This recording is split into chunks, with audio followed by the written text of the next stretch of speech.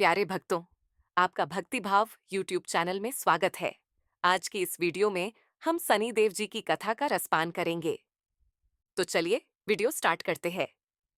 एक समय में स्वर्गलोक में सबसे बड़ा कौन के प्रश्न पर 9 ग्रहों में वाद विवाद हो गया। निर्णय के लिए सभी देवता देवराज इंद्र के पास पहुंचे और बोले, हे देवराज, आपको निर्णय करना होगा कि हम में से सबसे बड़ा कौन है।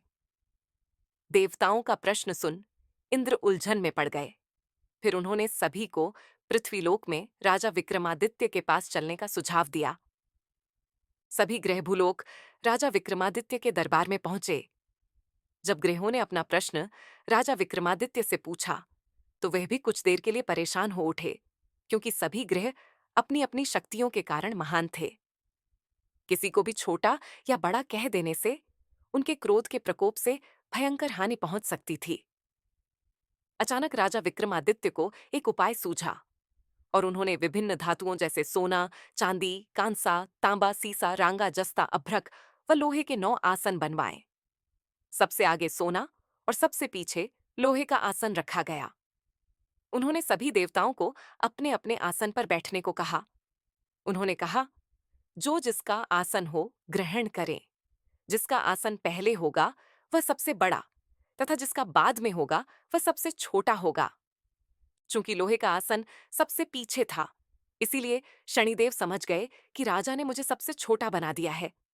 इस निर्णय से शनिदेव रुष्ट होकर बोले, हे राजन, तुमने मुझे सबसे पीछे बैठाकर मेरा अपमान किया है।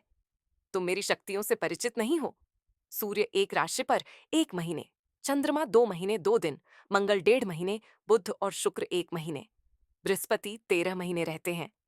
लेकिन मैं किसी भी राशि पर 2.5 वर्ष से लेकर 7.5 वर्ष तक रहता हूं। बड़े बड़े देवताओं को मैंने अपने प्रकोप से पीड़ित किया है। अब तू भी मेरे प्रकोप से सावधान रहना। इस पर राजा विक्रमादित्य बोले, जो कुछ भाग्य में होगा देखा जाएगा। इसके बाद अन्य ग्रहों के देवता तो प्रसन्नता के साथ चले गए, परंतु शनिदेव बड़े क्रोध के साथ वहां से विदा हुए। कुछ समय बाद जब राजा विक्रमादित्य पर 7.5 की दशा आई, तो शनिदेव ने घोड़े के व्यापारी का रूप धारण किया और बहुत से घोड़ों के साथ विक्रमादित्य की नगर पहुंचे। राजा विक्रमादित्य उन घोड़ों को देखकर एक अच्छे से घोड़े को अपनी सवारी के लिए चुनकर उस पर चढ़े। राजा जैसे ही उस घोड़े पर सवार हुए, वह बिजली की गति से दौड़ पड़ा। तेजी से दौड़ता हुआ घोड़ा राजा को दूर एक जंगल में ले गया और फिर वहां राजा को गिराकर गायब हो गया। राजा अपने नगर लौटने के लिए जंगल में भटकने लगा, पर उसे कोई रास्ता नहीं मिला। राजा को भूख प्यास लगाई। बहुत घूमने पर उन्हें एक चरवाहा मिला। राजा ने उससे पानी मांगा। पानी पीकर राजा ने उस चरवाहे को अपनी अंगूठी दे दी और उससे रास्ता पूछकर जंगल से निकलकर पास के नगर में चल दिए। नगर पहुंचकर राजा एक सेठ की दुकान पर बैठ गए। राजा के कुछ देर दुकान पर बैठने से सेठ की बहुत बिक्री हुई। सेठ ने राजा को भाग्यवान समझा और उसे अपने घर भोजन पर ले गया। सेठ के घर में सोने का एक हार खूंटी पर लटका हुआ था। राजा को उस कमरे में छोड़कर सेठ कुछ देर के लिए बाहर चला गया। तभी एक आश्चर्यजनक घटना घटी। राजा के देखते देखते खूंटी सोने के उस हार को निगल गई। सेठ ने जब हार गायब देखा, तो उसने चोरी का संदेह राजा पर किया और अपने नौकरों से कहा कि इस परदेशी को रस्सियों से बांधकर नगर के राजा के पास ले चलो। राजा ने विक्रमादित्य से हार के बारे में पूछा, तो उन्होंने बताया कि खूंटी ने हार को निगल लिया। इस पर राजा क्रोधित हुए और उन्होंने चोरी करने के अपराध में विक्रमादित्य के हाथ पांव काटने का आदेश दे दिया। सैनिकों ने राजा विक्रमादित्य के हाथ पांव काटकर उन्हें सड़क पर छोड़ दिया। कुछ दिन बाद एक तेली उन्हें उठाकर अपने घर ले गया और उसे कोल्हू पर बैठा दिया। राजा आवाज देकर बैलों को हाँकता रहता। इस तरह तेली का बैल चलता रहा और राजा को भोजन मिलता रहा। शनि के प्रकोप की 7.5 पूरी होने पर वर्षा ऋतु प्रारंभ हुई। एक रात विक्रमादित्य मेघ मल्हार गा रहा था।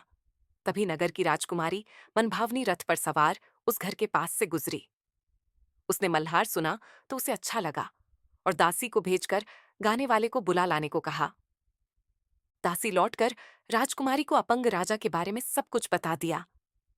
राजकुमारी उसके मेघ मल्हार से बहुत मोहित हुई और सब कुछ जानते हुए भी उसने अपंग राजा से विवाह करने का निश्चय किया।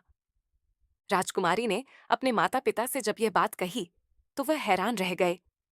उन्होंने उसे बहुत समझाया, पर राजकुमारी ने अपनी जिद नहीं छोड़ी और प्राण त्याग देने का निश्चय कर लिया।